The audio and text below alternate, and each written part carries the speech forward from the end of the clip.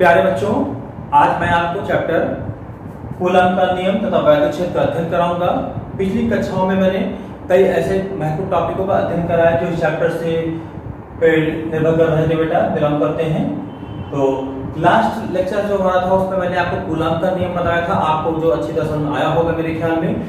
और ये जितने भी टॉपिक मैंने पहले कराए हैं बेटा, वो सब लगातार एक दूसरे से निर्भर करते हैं, प्रोपोर्शनल है अगर देखा जाए। अगर पिछला कोई टॉपिक आपको प्रॉब्लम होती है तो आगे वाले टॉपिक में भी प्रॉब्लम होगी, इसलिए पिछले टॉपिक को रिवाइज अवश्य करते चलें, ठीक है। तो आज हम आपको बताने जा रहे हैं बेटा वैद्युत क्षेत्र की तीव्रता।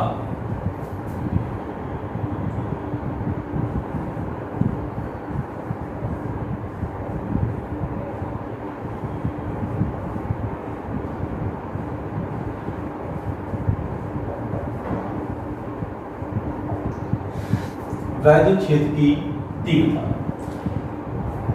जैसा कि आप जानते हैं कि अगर किसी परीक्षण आवेश को हम वैद्युत क्षेत्र में रखते हैं तो उसके ऊपर उस आवेश के आधार पर वहां पर उस पर बल आरोपित होता है बेटा। अगर कोई परीक्षण आवेश Q0 ले लेते हैं बेटा, ये हमारा Q0 है, इसको किसी वैद्युत क्षेत्र में रखते हैं तो उस अवस्था में जो बल होगा कार्य करेगा बेटा, वो हमारा जो बल वैद्युत की तीव्रता होगी यहाँ पर E जो होगा बेटा F/Q0। जो वैद्युत की तीव्रता होगी बेटा वो बल, आरोपित बल और उस आवेश यानी परीक्षण आवेश के परिमाण के अनुपात के बराबर होता है बेटा। और अगर हम कह दें यहाँ पर, यदि हम ले लें यहाँ पर कि Q0 की वैल्यू जो है 1 कूलम हमारी है, उस अवस्था में बेटा तो E जो हमारा होगा वो बराबर होगा F के। इससे निष्कर्ष ये निकलता है बेटा कि अगर एकांक आवेश का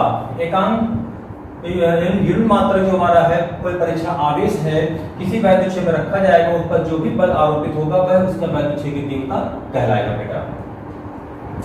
और जो भी परीक्षण आवेश पर बल कार्य करता है उसकी जो दिशा होती है उसी आधार पर उसके इलेक्ट्रिक फील्ड की दिशा भी निर्धारित होती है बेटा। अगर परीक्षण आवेश का मात्रक अगर वो नेगेटिव है, उस अवस्था में जो बल हमारा होगा उसके वैद्युत जो तीव्रता होगी वो उसके विपरीत दिशा में कार्य करेगी बेटा।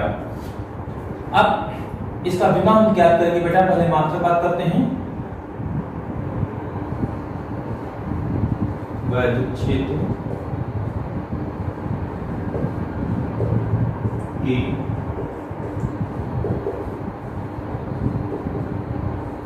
तीव्रता का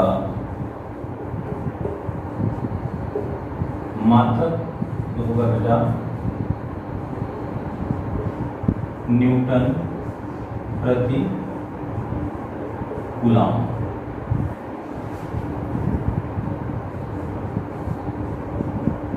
होता है।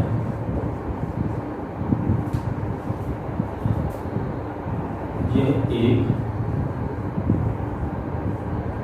सदिश राशि, वेक्टर सदिश राशि है। इसका जो विमा होगा बेटा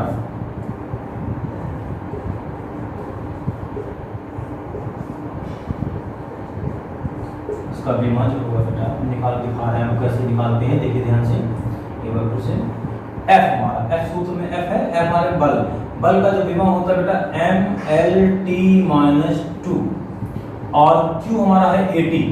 Q का आवेश है उसका मात्रक जो विमा होता है 80 होता है बेटा। तो ये बन जाएगा हमारा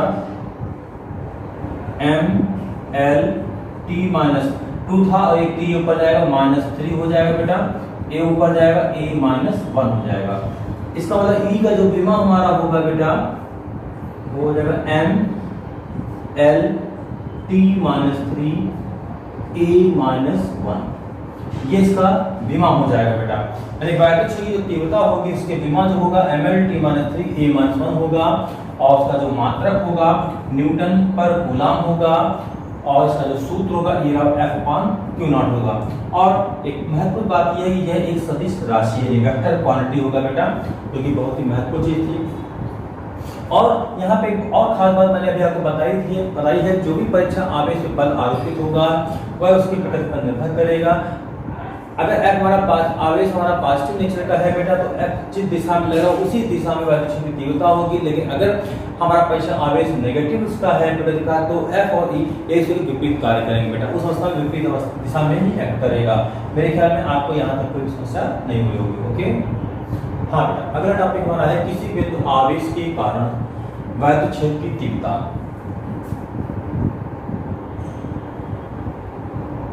यहाँ हमने एक बिंदु O लिया है, इस पर हमने एक प्लस Q आवेश लिया है, जिसके कारण से बिंदु P पर एक परीक्षण आवेश है प्लस Q नॉट है बेटा, और इनके बीच की जो दूरी है वो R है। प्लस Q आवेश के कारण से इस प्लस Q नॉट परीक्षण आवेश पर जो बल आरोपित होगा बेटा, वो इस दिशा में कार्य करेगा, बाहर की ओर कार्य करेगा। अब ये जिस माध्यम में रखे गए हैं उसका जो परावर्तकांक है वो बेटा k है, तो कूलाम के नियमानुसार कूलाम के नियमानुसार आपको मालूम है कि हो जाएगा F बराबर 1/4 पाई एप्सिलॉन नॉट के Q not upon R square बेटा। ये हमारा बल उसके ऊपर कार्य करेगा, वैद्युत बल बेटा, और वैद्युत क्षेत्र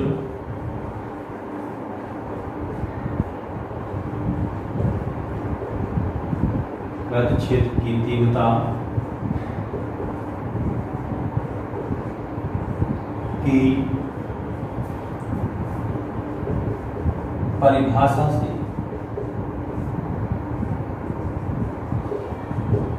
से बेटा आप जानते हैं E बराबर F upon Q not.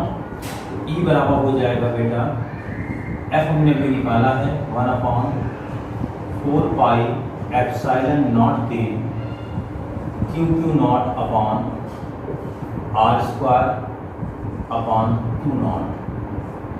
Q not से Q नॉट कैंसिल हो जाएगा बेटा, E बराबर हो जाएगा 1/4 पाई एप्सिलॉन नॉट के Q अपॉन R स्क्वायर। ये सूत्र हमको मिल जाएगा बेटा।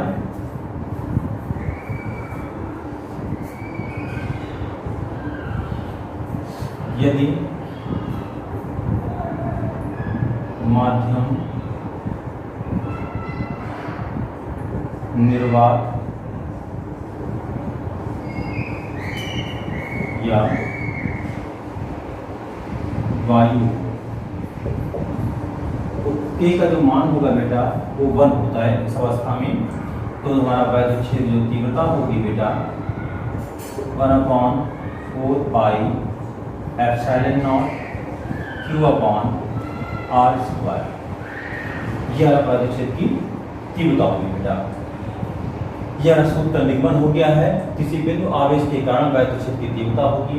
अब हम मान लेते हैं अगर वैद्युत क्षेत्र में हमारे कई आवेश हैं, यदि उस अवस्था में मान लेते हैं Q1 है, Q2 है, Q3 है एंड सो ऑन है, बहुत से चार्ज स्थित हैं, आवेश स्थित हैं, उस अवस्था में किसी बिंदु पे जो कुल वैद्युत क्षेत्र की जो तीव्रता होगी बेटा, प्रत्येक की वैद्युत क्षेत्र की तीव्रता होगी उसके सदिश योग के बराबर होगी बेटा। तो हमारा E बराबर हो जाएगा, जो रिजल्टेंट होगा, परिणामी जो होगा, प्रत्येक की वैद्युत क्षेत्र की तीव्रता के योग के बराबर हो जाएगा बेटा, ऐसा ये हमारा जो मिल जाएगा, तो उनके ये सदिश योग के बराबर होगा। मेरे ख्याल में आपको यहाँ तक कोई समस्या नहीं होगी बेटा। ओके।